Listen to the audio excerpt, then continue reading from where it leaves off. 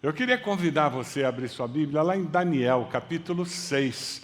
Nós estamos numa série que se chama Descubra a Sua e nós temos várias informações. Hoje o pastor Eduardo Troima estava pregando de uma maneira muito interessante. Se você não estava aqui hoje cedo, entre na internet, dê uma olhadinha no nosso canal do YouTube e veja a mensagem que o pastor Eduardo trouxe. E hoje à noite nós vamos falar sobre Descubra a Sua relevância.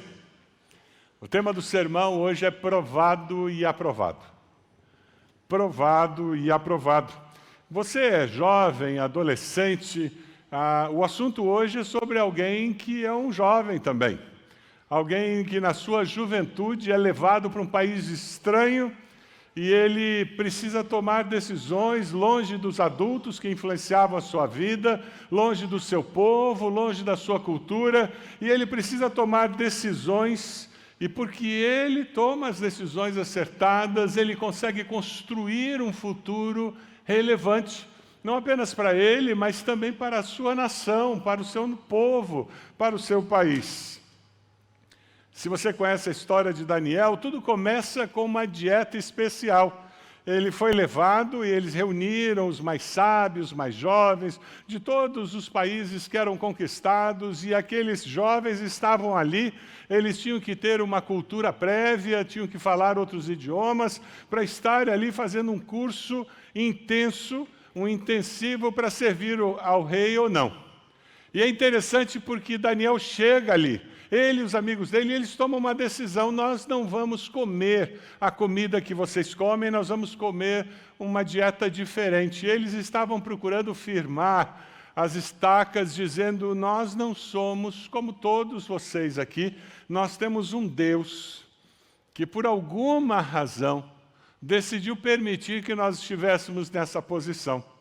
E se você ler o capítulo 1 de Daniel, você vai ver as decisões que eles tomam, e a conclusão no final é que eles vão se encontrar com o rei, e o rei fica admirado, porque Deus tinha dado sabedoria, inteligência, para que eles conhecessem todos os aspectos da cultura e ciência. É interessante porque o rei se admira, porque Daniel e seus amigos fizeram escolhas certas, eles escolheram o futuro que Deus tinha planejado para eles.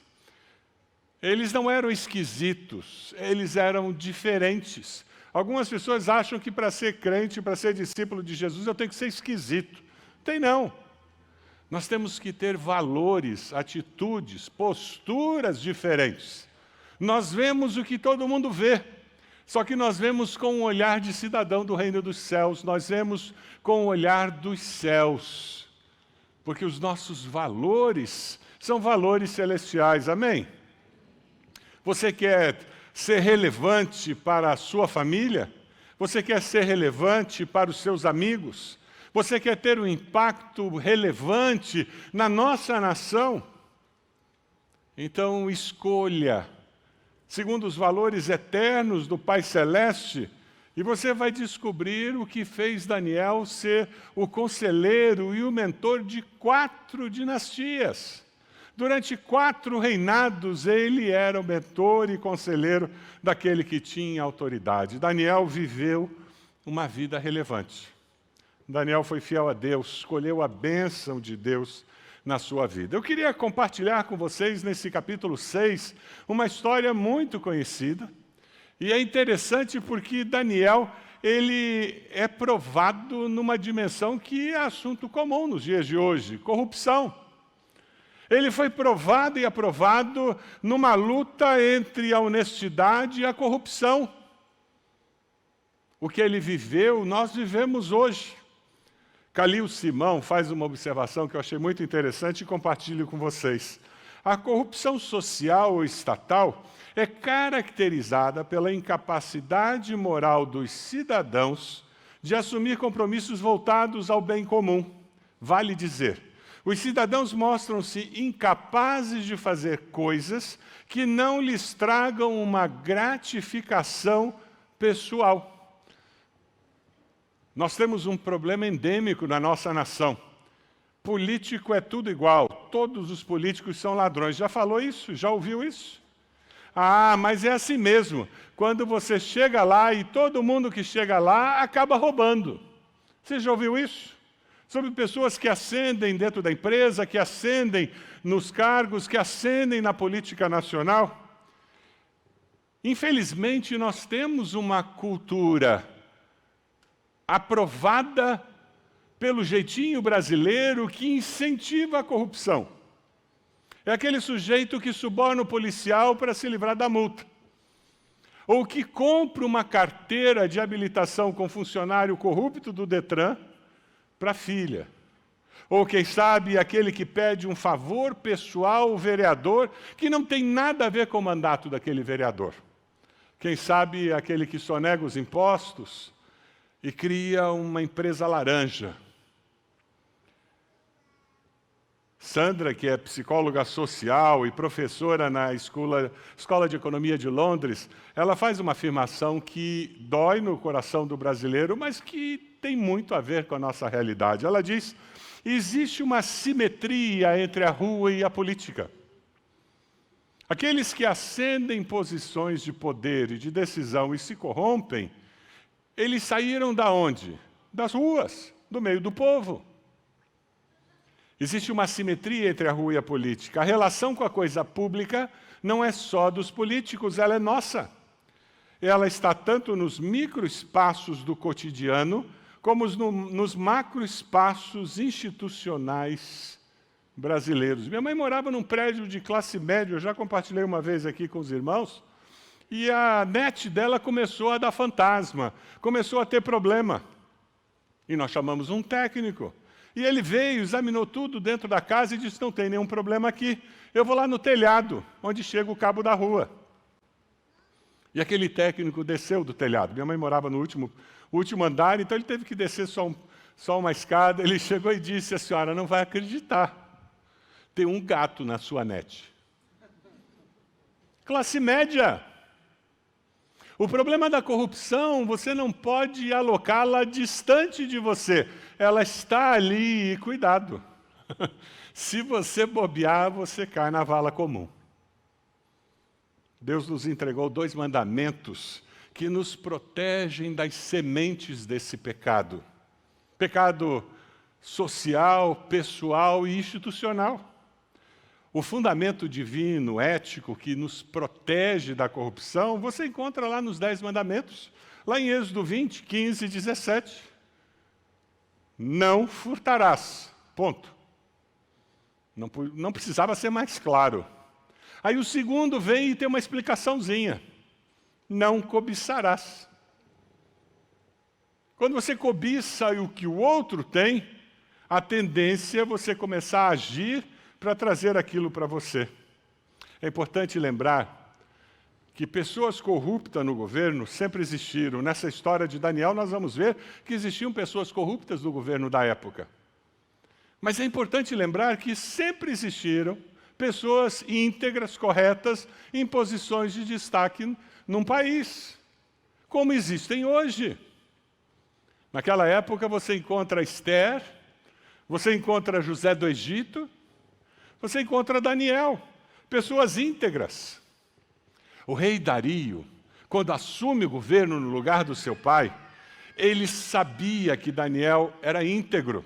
Algumas traduções antigas diziam que ele tinha um espírito excelente. O rei Dario assume o governo no lugar do seu pai e ele suspeita que os governadores das províncias eram corruptos. E é por isso que ele começa a olhar ao redor procurando pessoas que se mostravam íntegras e descobre Daniel. Muitos cristãos hoje em dia enfrentam o que Daniel enfrentou. Muitos cristãos são promovidos por causa da sua integridade, não é verdade? Agora, existem outros discípulos de Jesus que perdem as promoções justamente por causa da sua integridade. Alguns são prejudicados na vida profissional por preconceito racial, preconceito de cor, e foi o que aconteceu com Daniel. Além dele ser íntegro, ele era judeu. Ele não era do nosso povo. Mas sabe uma lição que nós aprendemos com Daniel? é que nós não precisamos e não devemos desistir. Sabe por quê? Deus está sempre no controle. Amém? Quando você vê Daniel 6, a partir do versículo 3, a palavra diz: ora, Daniel se destacou tanto entre os supervisores, os sátrapas, por suas grandes qualidades, que o rei planejava tê-lo à frente do governo de todo o império. Diante disso, os supervisores e os sátrapas procuraram motivos para acusar Daniel em sua administração governamental, mas nada conseguiram. Não puderam achar nele falta alguma, pois ele era fiel, não era desonesto nem negligente. Além dele não ser corrupto, ele era competente, gente. Além de não ser corrupto, ele era competente no que fazia. Inveja e ciúmes sempre surgirão, não importa onde você esteja. E foi o que aconteceu ali. E nós começamos a ver esses homens maquinando uma estratégia para derrubar Daniel. Sabe, quando eu leio esse texto, e eu vejo lá o versículo 4 que diz: não puderam achar nele falta alguma, pois ele era fiel, não era desonesto nem negligente. Eu fico imaginando como seria o nosso governo federal, estadual, municipal, se nós tivéssemos muitos Daniéis ali. Consegue imaginar? Honesto e competente. É interessante porque é necessário ter caráter para ser honesto. É necessário não ser negligente, preguiçoso, para poder servir bem. E Daniel fazia tudo isso com um senso de missão muito grande. Ele fazia isso para agradar o seu Deus, e não simplesmente para proveito próprio. Você já pensou o tipo de país que nós teríamos se você estudasse, passasse num concurso público e fizesse carreira dentro daquele concurso público, assumindo as posições de comando, de direção, e fizesse isso com excelência? O impacto que teria da nossa nação, no nosso Estado? Já imaginou se você se candidatasse a um cargo eletivo no Legislativo Municipal, Estadual, Federal, e liderasse com integridade, trabalhasse com honestidade nessa função? Já imaginou se você fizesse parte de uma empresa, fosse o CEO, fosse o diretor dessa empresa, ou o dono da empresa, e você trabalhasse com um senso de missão? Eu estou aqui fazendo mais do que ganhar dinheiro, do que conseguir promoção, do que ser bem-sucedido. Eu estou aqui porque eu cumpro um propósito de Deus na minha vida. Você imaginou você como professor de uma universidade ou de um jardim de infância, mas você fazendo isso com dedicação e fazendo o seu melhor? O impacto que isso teria nas próximas gerações, não apenas nesse momento. Você consegue enxergar o impacto, a relevância dos anos de vida que você está vivendo, se você vive com essa consciência? Foi isso que fez aquele jovenzinho dizer: nós não vamos comer a dieta que o rei preparou para nós. Nós não sabemos se essas carnes que vocês oferecem foram oferecidas aos ídolos, o que era muito comum naquela época. Nós não vamos correr o risco de desagradar o nosso Deus. Aquele jovenzinho, ao longo da vida, ele vai tomando decisões que produzem uma pessoa que é motivada por convicções e não por conveniências. Ele não dá um jeitinho. Como o brasileiro se orgulha do jeitinho brasileiro. E realmente esse jeito nosso de ser facilita, porque nós não somos engessados. Mas existe uma brecha no jeitinho brasileiro para nós sermos desonestos, desonrados, corruptos. E nós temos que ficar muito atentos para isso. Você consegue imaginar Daniel, enfrentando essa cilada que vai ser armada contra ele, e a postura dele, que demandou dele convicções firmadas na rocha, convicções muito grandes, firmes, que permitiram que ele enfrentasse aquele temporal, sem perder a estabilidade. Lá no texto, Daniel 6, a partir do versículo 5, você encontra a armadilha sendo preparada. Esses homens finalmente disseram: jamais encontraremos algum motivo para acusar esse Daniel, a menos que seja algo relacionado com a lei do Deus dele. E assim os supervisores, os sátrapas, de comum acordo foram falar com o rei: ó rei Dario, vive para sempre. É interessante que eles foram, mas Daniel não foi. Eu fico imaginando se o rei percebeu a ausência de Daniel. E o texto continua: todos os supervisores reais, os prefeitos, os sátrapas, os conselheiros, os governadores concordaram. Isso é fake news. Isso é manipulação da verdade. Meia verdade é mentira inteira. Amém? Meia verdade é mentira inteira. Foi o que eles fizeram. Isso aqui é fake news. Ninguém aqui está lidando com fake news nesses dias, né? E o texto continua. Todos concordaram em que o rei deve emitir um decreto ordenando que todo aquele que orar a qualquer deus ou a qualquer homem nos próximos 30 dias, exceto a ti, ó rei, seja tirado na cova dos leões. Agora, ó rei, emite o decreto, assina-o para que não seja alterado conforme a lei dos medos e dos persas, que não pode ser revogado. E o rei Dario assinou o decreto. Mexeram com a vaidade do rei. Mexeram com aquela necessidade humana de ser alguém que tem mais valor ainda do que já tinha. Eles manipularam o rei muito bem. Cuidado com pessoas que falam meias verdades. Elas manipularão as informações e elas poderão prejudicar você. Foi o que aconteceu aqui. É interessante porque eles criaram uma lei para prejudicar ao invés de para proteger. Já viu isso em algum lugar?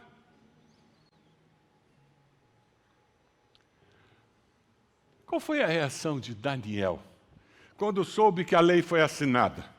Que ninguém podia orar senão ao rei Dario. Qual foi a reação dele? Ele podia ficar em casa, escondido, sem ninguém saber, trancava a porta da casa e fazia as suas orações. Ele não podia ter feito isso? Podia. Ou quem sabe até, o que tem passar uns 30 dias sem fazer oração, né? Não cai pedaço de ninguém, né? Qual foi a reação de Daniel? Daniel 6,10 é um texto que precisa estar sublinhado na sua Bíblia, destacado no seu celular. Quando Daniel soube que o decreto tinha sido publicado, foi para casa, para o seu quarto, no andar de cima, cujas janelas davam para Jerusalém, e ela fez o que costumava fazer. Ali fez o que costumava fazer. 3 vezes por dia ele se ajoelhava e orava agradecendo ao seu Deus. Ele fez o quê? O que costumava fazer. Você quer estar preparado para enfrentar as vicissitudes da vida, as dificuldades, as crises, as tempestades que certamente virão na nossa direção? Tenha experiência semelhante de Daniel.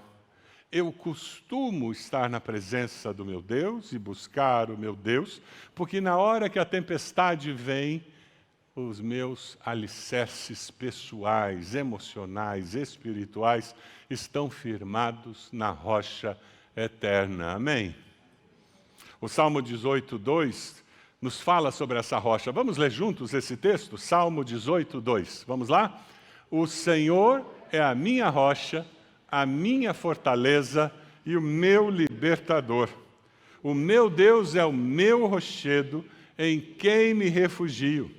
Ele é o meu escudo e o poder que me salva, a minha torre alta. Mande esse texto para um amigo seu que está passando por uma dificuldade. Você pode fazer isso? Vá lá no seu celular agora, abra lá no Salmo 18, versículo 2, e mande esse texto para alguém que você sabe que está enfrentando uma doença, um divórcio, a rebelião de um filho, drogas na família, desemprego. Você conhece alguém que está passando por um momento difícil? Pega esse salmo, Salmo 18, 2, e mande para alguém. Salmo 18, 2, e mande para alguém esse texto. A regularidade da vida com Deus será um referencial para Daniel lidar com a traição, com a armadilha, a arapuca que armaram para ele. Porque a identidade dele estava claramente definida, ele não tinha nenhuma dificuldade em continuar sendo e fazendo o que ele sempre foi e fez. Independente das circunstâncias que vieram na direção dele. O versículo 11, Daniel 6, diz: Então aqueles homens foram investigar e encontraram Daniel orando, pedindo ajuda a Deus. Ele caiu na arapuca. Segundo Timóteo, o apóstolo Paulo nos alerta dizendo, de fato, todos os que desejam viver piedosamente em Cristo Jesus serão perseguidos. Seja perseguido não por causa dos seus pecados. Seja perseguido por causa da justiça de Deus revelada na sua vida, no seu jeito de viver. Seja perseguido não por causa dos seus pecados, dos seus erros, da sua intolerância, da sua postura, mas sofra perseguição entendendo que é bem-aventurado quem enfrenta a perseguição por causa da justiça de Deus. Você quer ser relevante para a sua família, para a sua geração? Lide com a corrupção e vive uma vida íntegra. Você quer ser relevante para a sua família, para a sua geração, para a sua nação? Esteja firmado na rocha, com a certeza de que Deus está agindo a seu favor e tome decisões baseadas na convicção. Convicção que vem de valores eternos que foram abraçados, adotados por você. E esteja pronto para enfrentar as situações difíceis que a vida traz. Quando Jesus disse, no mundo tereis aflições, ele não estava brincando, não. E não era só ele estava figurativamente mencionando dificuldades, não, ele estava dizendo, abre o olho, porque você passará por provações. Se você ainda não passou por provações sérias, prepare-se, isso vai acontecer, é uma questão de tempo. Faz parte da vida. O desejo de Deus é que ao enfrentarmos essas situações, nós possamos perceber como provações, como oportunidades, para eu reafirmar a minha fé, para eu aprender mais do meu Deus. Quando nós passamos por situações difíceis na vida, ou nós melhoramos ou amargamos. Qual tem sido a sua decisão? Eu quero melhorar? Você quer melhorar? Porque você está passando por essa dificuldade, ou você quer amargurar? Quer se tornar uma pessoa reclamona porque eu tenho direitos para reclamar? Sabe, quando você pensa em provação, eu estava lendo um comentarista que eu achei muito interessante, o Ernest faz o seguinte: ore pedindo uma fé que não encolherá quando for lavada nas águas da aflição. Você já lavou uma roupa que encolheu? Depois que você lavou, você milagrosamente não cabia mais nela? Você sabe que isso aconteceu, é um dos efeitos da Covid, né? Você percebeu quando acabou a pandemia, aquela história de ficar em casa, trancado, vivendo de iFood, você descobriu que as roupas encolheram? O meu guarda-roupa tem uma opção de roupa que encolheu. E esse comentarista fala usando essa imagem que é tão comum para nós, de um tecido que encolhe. E ele diz, ore pedindo uma fé que não encolherá, quando for lavada nas águas da aflição. Daniel tinha esse tipo de fé. O pregador puritano Henry Smith, ele faz uma afirmação muito interessante. Ele diz, Deus testa com provações, o diabo com tentações, e o mundo com perseguições. Fique esperto. Fique esperto. O rei Dario foi manipulado e, de repente, ele percebe isso. Ele lembra que Daniel não estava lá quando ele escreveu a lei. Ele vê Daniel, aquele líder dele que estava reduzindo a corrupção no seu reinado, sendo acusado e agora ele tem que prendê-lo. O rei olha para Daniel, manda trazê-lo lá no versículo 16, e ele diz que o seu Deus, a quem você serve continuamente, o livre. O rei estava com as mãos atadas e ele dá um grito de fé. Você percebe aqui, quando ele manda Daniel, quando ele diz Daniel vai ser jogado lá na cova dos leões, ele com as mãos atadas, ele diz que o seu Deus faça alguma coisa, eu não posso fazer mais nada. Taparam a cova, colocaram o selo para garantir que ninguém poderia dizer que Daniel não foi preso na cova. O rei passa uma noite de insônia, aflição, acorda bem cedo. Versículo 20, quando o rei, ia se aproximando da cova, chamou Daniel com voz que revelava aflição. Daniel, servo do Deus vivo, será, quem sabe? Ai, que expectativa que eu estou! Será que o seu Deus, a quem você serve continuamente, pôde livrá-lo dos leões? As provações que vêm na sua vida, as lutas, as tempestades, pode ter certeza que as pessoas que estão ao seu redor estão olhando para você. Como que ela lida com câncer? Como é que eles estão lidando com aquele filho que agora se envolveu em drogas? Sabe aquele tipo de comentário dizendo, eu não sei como você consegue lidar com essa situação e você ainda tem um sorriso nos lábios? Já ouviu isso de alguém?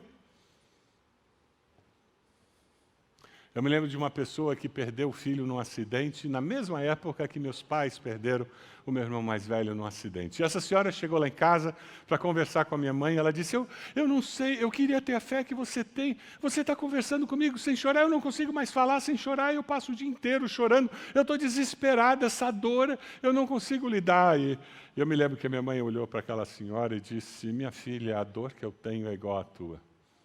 A diferença é que eu tenho o Espírito Santo de Deus em mim, me confortando.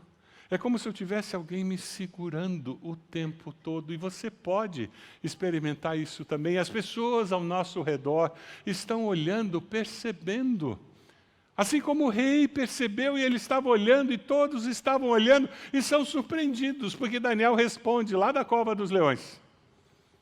Ó rei, vive para sempre, meu Deus enviou o seu anjo que fechou a boca dos leões. Eles não me fizeram mal algum, pois fui considerado inocente à vista de Deus. Também contra ti não cometi mal algum, ó rei. O rei muito se alegrou. Ordenou que tirassem Daniel da cova. Quando o tiraram, viram que não havia nele nenhum ferimento, pois ele tinha confiado em seu Deus, no seu Deus. Aleluia! Milagre, milagre. Ninguém tinha sobrevivido numa cova dos leões até aquele dia, milagre. Enquanto eu estudava esse texto, Deus trouxe dois versículos à minha mente que eu queria compartilhar com vocês. O primeiro é do Salmo 34, 7. O anjo do Senhor é sentinela ao redor daqueles que os temem e os livra. Esse é o nosso Deus. E o Salmo 91, 11 diz, porque a seus anjos ele dará ordens a seu respeito, para que o protejam em todos os seus caminhos. Os anjos do Senhor estão aqui. É possível até que ele esteja vestido do jeito que você está, porque você lê nas Escrituras, às vezes o anjo aparece com toda a glória celestial, com asas, roupas brancas, mas muitas vezes eles aparecem com roupa comum, e aqueles servos de Deus que interagem com os anjos, eles confundem aqueles anjos como alguém que está passando por ali, até que descobrem que aquela pessoa era o enviado do Senhor. Deus envia anjos para cuidar de você, para cuidar de mim. O rei que havia sido manipulado manda jogar todos aqueles que o manipularam na cova dos leões, e eles morreram. E agora esse rei que não é judeu, esse rei que não servia a Jeová, que não servia ao Deus de Daniel. No versículo 25, ele diz paz e prosperidade. E no 26, os homens temam e reverenciem o Deus de Daniel, pois ele é Deus vivo e permanece para sempre. O seu reino não será destruído, o seu domínio jamais acabará. Ele livra e salva, faz maravilhas e sinais nos céus e na terra. Ele livrou Daniel do poder dos leões. Aquele rei viu o milagre de Deus na vida de Daniel e honrou o nome de Deus e divulgou isso. Esse é o projeto de Deus para mim e para você, não é só para Daniel. Aqueles alunos que você tem, aquelas pessoas que fazem negócios com você, aquelas pessoas que trabalham para você ou que trabalham com você, aquelas pessoas que estão interagindo com você naquele condomínio, elas vão olhar e dizer, o Deus do Rodrigo é um Deus diferente. O Deus do Otto é um Deus diferente, e ele está fazendo negócios e vendendo o que ele produz, e aquelas pessoas percebem que a maneira honrada, íntegra, não corrompida, a maneira como ele lida com as pessoas, se relaciona, mostra um Deus diferente de tudo quanto é Deus que eu já ouvi falar. Alguém com muita propriedade disse, eu já estudei todas as religiões, mas o cristianismo é a única religião que o Deus vem morar dentro do seguidor. E isso que acontece. O Espírito Santo de Deus é o próprio Deus.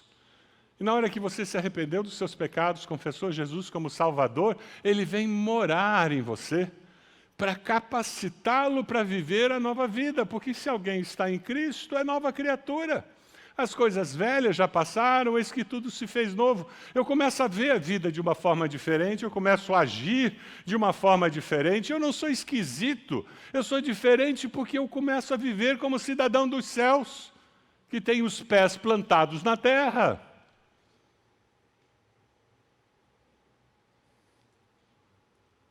Tenho sofrido muita pressão para me posicionar nessas eleições.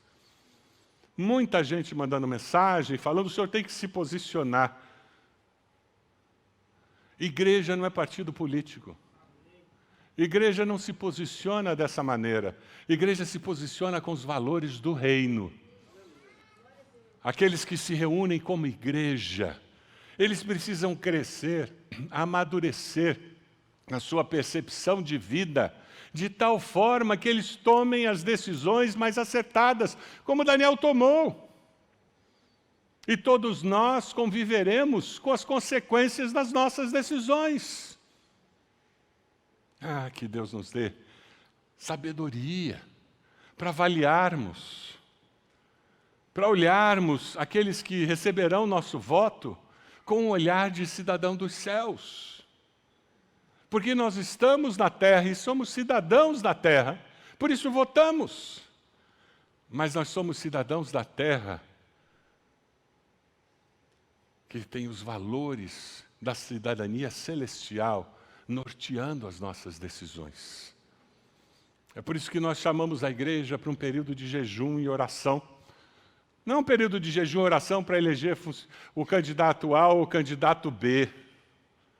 É um período de jejum e oração para que com temor e tremor você aperte aquele botãozinho verde no dia 30. Dizendo, Deus, eu como cidadão dos céus, aqui na terra, o Senhor me deu o privilégio de viver numa nação, e poucas nações fazem isso, e eu posso com liberdade escolher quem vai me governar. Que privilégio, Deus! Mas todo privilégio vem acompanhado do quê? Responsabilidade. É por isso que nós chamamos a todos para jejuar, orar, buscar a presença de Deus. Temos todos os dias uma live de oração no Facebook que você pode entrar, participar. Por quê? Porque nós sentimos que precisamos buscar a presença de Deus. Você tem esse sentimento de que você precisa buscar a presença de Deus para ser cidadão? Para exercer sua cidadania? Que Deus nos dê sabedoria nesse tempo. Como Deus deu sabedoria a Daniel para tomar as decisões acertadas. Você está ansioso? E tem pessoas que estão ansiosas. 1 Pedro 5,7 diz, lancem sobre ele toda a sua ansiedade, porque ele tem cuidado de vocês. Tempo de consagração ao Senhor. Você pode abaixar sua cabeça nesse momento? O que o Espírito de Deus está falando com o seu coração? Qual seria o desafio? Tudo que você ouviu, o que está mais claro, está mais forte, mais evidente dentro de você? Tempo de você dizer, Deus, eu preciso que o Senhor me guie e me ajude a tomar decisões como Daniel.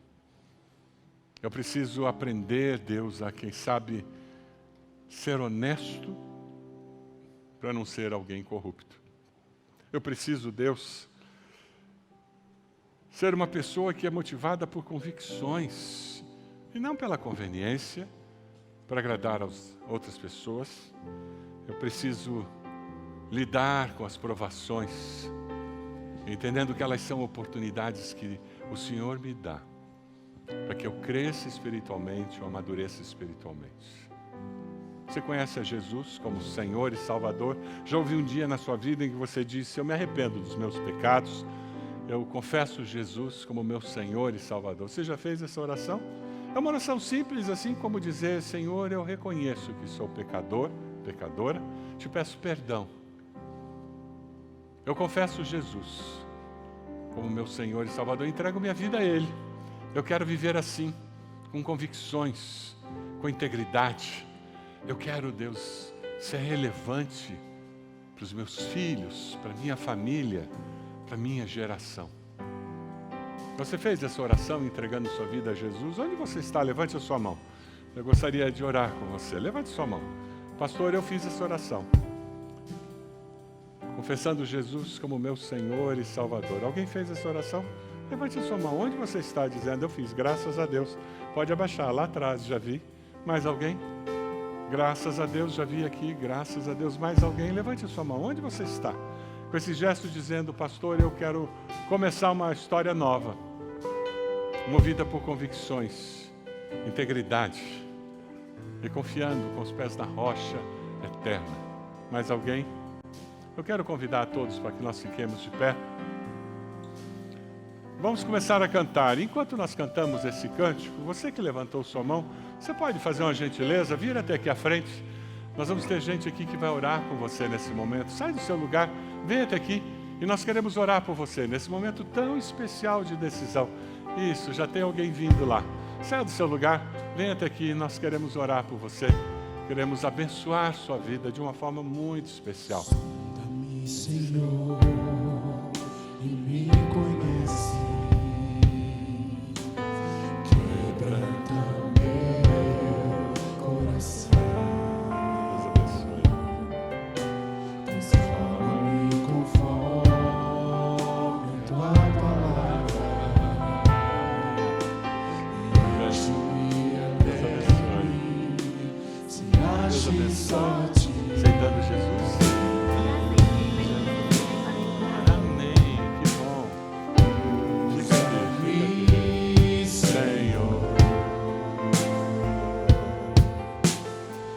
Usa-me como um faraó que brilha à noite, como ponte sobre as águas, como abrigo no deserto. Fecha-me atento ao meu cabeçalho da maneira que te agrade em qualquer hora, em qualquer lugar.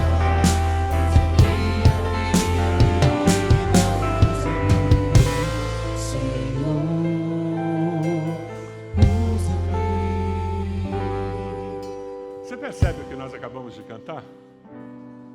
Na cabine de votação, Deus vai usar você.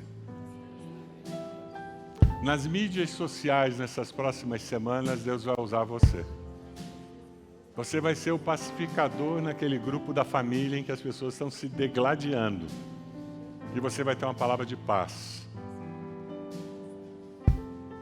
Lá no trabalho, no cafezinho, quando o povo começar a discutir, você vai chegar e vai trazer uma palavra de paz, de esperança.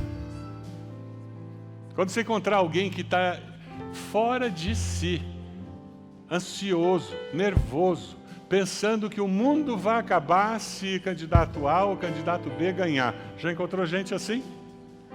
Você vai abraçar essa pessoa e dizer: Deus está acima de tudo isso. Amém? Independente de quem ganhe.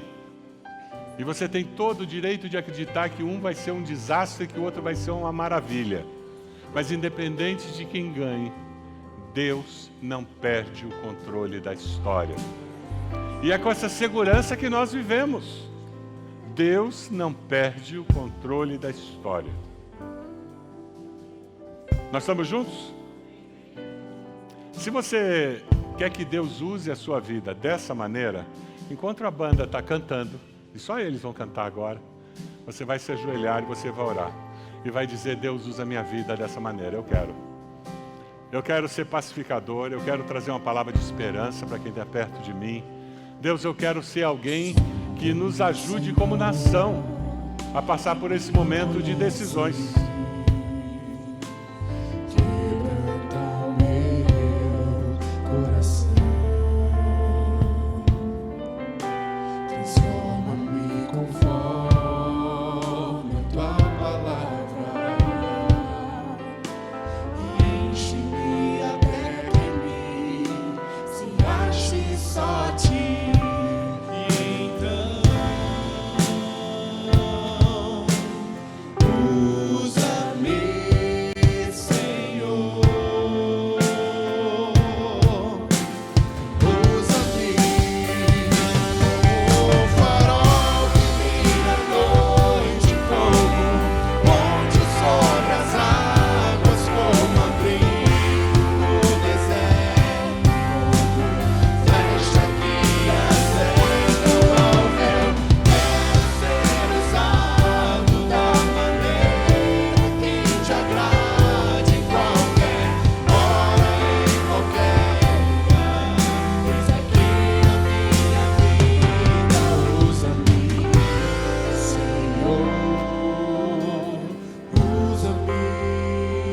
Amado, nós estamos de joelhos dizendo que nós queremos ser usados pelo Senhor. Aqueles irmãos e irmãs que estão aqui, irmãos e irmãs que estão conectados conosco na internet, nós pedimos que o Senhor nos use como pacificadores nesse tempo. Que o Senhor nos use para trazer uma palavra de esperança, uma palavra de confiança, de convicção, de que maior é aquele que está conosco do que o que está no mundo. E de que nada, ninguém, coisa alguma, poder algum, pode nos separar do amor do Senhor revelado em Cristo Jesus. Usa, Senhor, a minha vida, a vida de cada um dos meus irmãos e irmãs que estão aqui, para que nós possamos ser esse instrumento do Senhor, para sermos relevantes nesse tempo na nossa nação. Abençoa quem veio à frente tomando uma decisão ao teu lado. Senhor, confirma com teu Santo Espírito. Essa é a nossa oração, no nome precioso de Jesus. Amém, Senhor. Amém.